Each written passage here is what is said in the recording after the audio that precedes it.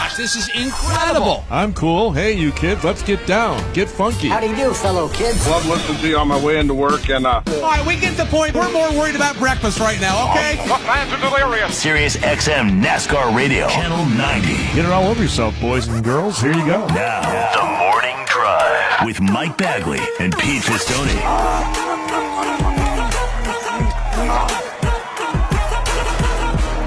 Sirius XM NASCAR Radio, Channel 90, live and on the air for this Wednesday morning, January 4th, 2023. Mike Bagley here in Delmarva Studio 1D. We've got Pistol Pete Fistoni in the Paisan Palace in Chicago. We've got Davey in Studio 134, the Beltway Bureau in our nation's capital. We've got Sammy coming to us from an undisclosed broadcasting location in Northern Virginia. We welcome each and every one of you to this Wednesday morning, and happy hump day to you already, Triple P. Well, good morning, Bagman. Good morning, everybody. Happy Wednesday to one and all. Halfway home on the work week here on TMD. Wow, what a fast week. It's flying by, pal. Thank We're God. halfway home already. Good Lord. That's why I like coming back on Tuesdays. I'm sure somebody out there said, well, sure, you're halfway home. You guys took one day off. You know what? It's not about the journey. It's about the destination. And the destination right now is we're halfway home on the work week. Thank you. Now back to you, Mike Bagley. Thank you, Pete Fistoni. What's going on over there this morning? We are sort of settling. Yesterday was a kind of a long day because I had some other things to do. And first day back for Michelle. Michelle hadn't been back to work. She had, the 23rd, her last day off when we got done here. So it was a little bit of an adjustment period. Rainy day here yesterday. I mean, if we would have had snow instead of the rain, we were told we would have had a foot of snow outside. So we're thankful for that. A little bit on the warm side. I think it's heading your guys' way. But other than that, just sort of easing our way into 2023 would be the best way to describe yesterday. And oddly, wasn't yesterday like National Soup Day, or is this National Soup Month or something like that from the calendar? Right? So, yeah. It was something about soup. So Michelle, out of the blue, I said, well, what do you want to do for dinner tonight? Oh, I'm making soup. I said, what? She goes, yeah, I'm making soup. I'm making this chicken tortilla soup. Didn't you notice the rotisserie chicken I had in the refrigerator? I go, well, we always have a rotisserie chicken. She goes, well, it's an extra one.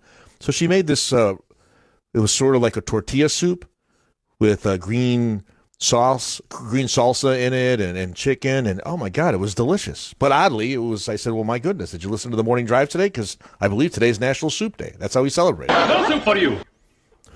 I had all sorts of soup for me. So, one thing I've noticed about you and your family. Yes. You, the Pistonis, are the kings and queens of rotisserie chicken. We are, no doubt. You never make it at home. You always buy it at Mariano's, right? Right. Well, in the summer, I'll put it on the grill, slow and low, make my own, or low and slow, however you want to go about it. But yes, we buy them at the grocery store a lot. We actually go through probably 2 or 3, and one of them gets chopped up and put into the buddy bowl a couple times a day. He likes a little chicken mixed in with his kibbles and bits or whatever else we give him. I can't remember. Yeah. So yes, we do. We do go through a lot of rotisserie chicken, which unfortunately also creates a lot of extra plastic. And I wish they would figure out a better way to package those things here.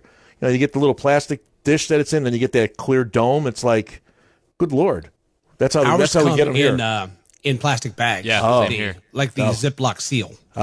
No. The ones that we have here, at least from the one store we go to, are these little domey things. So, but the whole chicken went right in the pot with the salsa verde, as you mentioned, and it was delicious. Really good. Good stuff. What about Sam. you? Oh, Sammy. Hang on. From the undisclosed broadcasting location. Well, no. I was just saying, Petey, when you do you put you do all the chicken meat in there, dark and legs, thighs, everything goes in when you make this. Everything. Yeah. She chopped it up, didn't just throw the whole chicken in so you're, sifting bones. So how big are the rotisserie chickens from Mariano's? Because the ones at the Teeter have gotten smaller recently, and I'm a little upset by the demi-tasse. We're almost like Cornish hens over here at this point instead of rotisserie chickens. They're somewhere between the Godzilla rotisserie chicken that you get at the Costco's, right? That thing is unbelievable. I don't know what they're putting in those chickens, but I think they roamed the earth about 1,000 years ago. That's how big they look. And the little Cornish hen. So they're sort of in the middle. I would say they're good size, but they're not giant and they're not small. So they're in the middle, I would say, Sam. See, to me, a Cornish hen's a waste of time. My mom used to call them banty roosters. Little small things. Yeah. I mean, little teeny tiny little birds. Sure. Give me the full bird. Okay. Right. Like you put one of their bones in there from their wings. You can pick your teeth with it. Come on. Yeah, they're small. They're We're small. better than this. Yeah. So anyway, that was our day. What about you? How did you ease into 2023, Baggy? Well, so I've come back from South Florida. Let me back up. So New Year's Eve, had the big party, and then we got up the day after, which was, what was it? Sunday? Yeah. Yeah, New Year's Day was Sunday. Correct. So I got up and I went outside and I was looking around. I'm like, what is all this stuff? Like the pool had a glaze on it. The hot tub had a glaze on it. Everything is covered with what looks to be sugar. Little white pellets. And they're all over the place. On the bar, on the pool, the hot tub, patio furniture, everything, even the ground. What is this? So Scott gets up. I'm like, what's going on here? What's happening? Palm pollen. What now? And I'm feeling the effects of that palm pollen right now. Really? It is, oh yeah. He's sick. I'm sick. We got about 4 or 5 others that are sick, to where the allergic reaction is can't stop the drainage and chest congestion and all that stuff. So been basically mucinexing, tussoning, flushing the sinuses, the Flonase, and all that stuff. I've gotten used to this with all this COVID stuff we've been through. It's like, but I also need to go to the doctor to make sure that there's nothing else brewing. I need to nip because I go on the road Sunday when I go to Charlotte. So I need to get that buttoned up. However, the insurance company with the changing of the health insurance plan doesn't have their stuff together. So we're kind of like in a little holding pattern right now. So this is the way we're starting off 2023. However, we're trying to remain positive about it. Okay. They'll get it fixed. Right. Fix it now, not later, but they'll fix it. And we'll get everything all buttoned up and squared away. No, you lived in South Florida for a lot of years. I don't ever remember you talking about palm pollen before. I don't think. This is new. Mm-hmm. Never heard of it. When I first moved there, I'm like, what is that? Because when you see a palm tree, you don't think of pollen, but Right. it's a tree and it has pollen and it Thank you. produces it. Thank you, Timber Carver. So yeah, I guess the palm trees had their little New Year's Eve celebration and decided to let loose overnight and make us all sick in the process. Oh, sorry to bless hear his that. heart. Goes to South Florida and Poor is Puddin'. victim to palm pollen. All those folks shoveling snow right now are like, oh, bless his heart. Right. Well, at least you were warm. At least you were warm anyway. You had that going for you. Indeed. Although I started out that trip in sweats.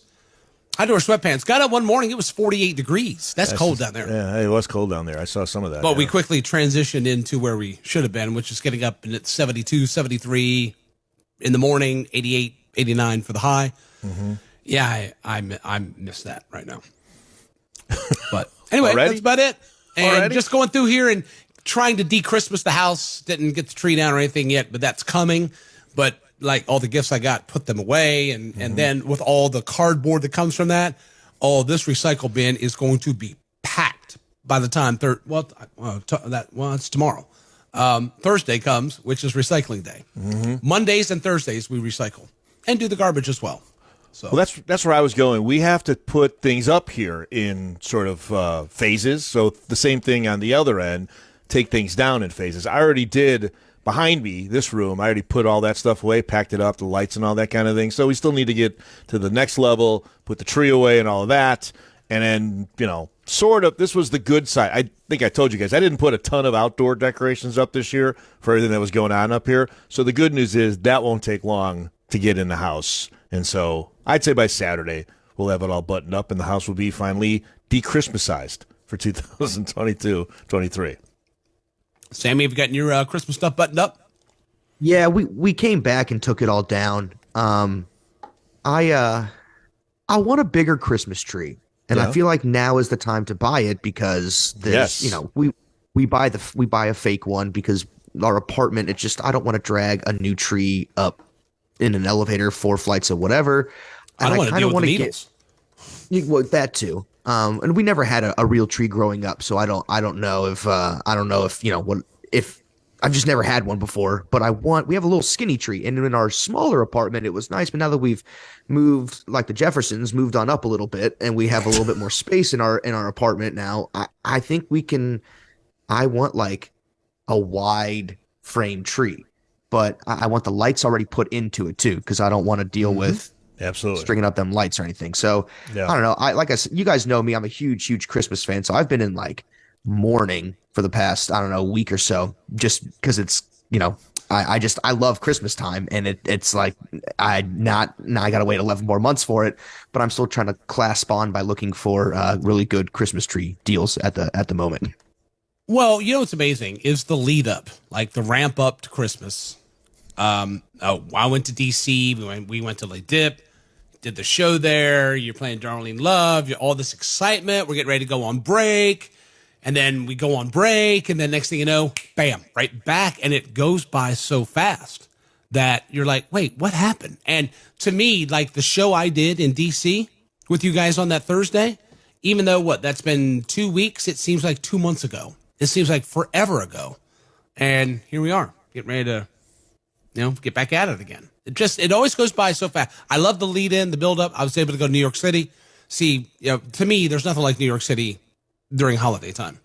Went to DC, saw a little of that holiday time action there too. And then of course, other places, and then bam, gone for another 11 months. I can honestly, first of all, I really think there's something to be said, and I think this is true. The concept of time goes faster the older you get. It just feels that way. The older I get, the faster things seem to go by. And I got to tell you, to your point, Baggy, it felt like from Thanksgiving when we hosted to what we're talking about now, really and truly went by in a blink of an eye. It really did. That was about the fastest one I can remember. Man alive, man. Deb and I were talking about that this is the fastest month of the year, is that month between Christmas or Thanksgiving and Christmas. That is the fastest month of the year right there. It does not take long. We're in the slowest month of the year now, in my opinion, is January, because this goes by like a slog, if you ask me. Yikes. I think that's weather related. Now, at the same time, and I'm sure there's a lot of race fans out there that feel the same way, because this is the month countdown. We're 2/3 the way through the off season. So we got 1 month to go. And if you're really looking forward to getting back to racing again, this month is going to drag. However, you've got things to get you through, whether you're watching classic races or watching football or, whatever like that, the national championship games coming up and all that. So you got some time. You have some things coming up to occupy your time to get you closer. But I agree, the month of January is the slowest, just basically because the dog days of winter. Wait a minute. Yeah. No, it's dog days of summer. What is it for winter? Cats. Doldrums? Dogs and cats. Yeah. And then the dog days of summer. Anyway. It just goes on forever. You're in the throes. You mentioned the weather, and I do think there's a big part of that. Those of us here in the Midwest, this is like usually our worst month for winter weather. It's funny because we just went through that time where every weekend we had something. We were talking last night. What do we got coming up in the next few weeks? Not much on the social calendar, which on one hand is okay. You need a little time to sort of catch your breath. But on the other hand, it's just a long month. And to your point, on the racing side of things, there's a few things coming up this month. But before you know, when the calendar turns to February, the Clash is there and we're off and running in NASCAR. But it's a long month. But that was a very fast holiday season. I would completely agree with you on that. Yeah, and it's always nice to hit the pause button and break away and all that, but it's always good to come back. Mm-hmm. And we have a lot to look forward to, and that will partially guide our conversation today. Coming up, bottom of the hour, have headline check number 1. Also coming up at 8:50, we'll give you the calendar. 9:30 Eastern this morning, we'll check in with Jeff Gluck of The Athletic. Haven't chatted with Jeff for a while. Got a hold of him and visited with him before we went out on holiday. Well, we'll reconvene and reconnect with Jeff, as we will Grant Enfinger, driver of the number 23 GMS Racing Chevrolet of the NASCAR Craftsman Truck Series. Grant will join us at 10 a.m. Eastern Time. We'll take your telephone calls this morning at 866-BIT-LANE, and we'll take your tweets at SiriusXM NASCAR, #TMD NASCAR.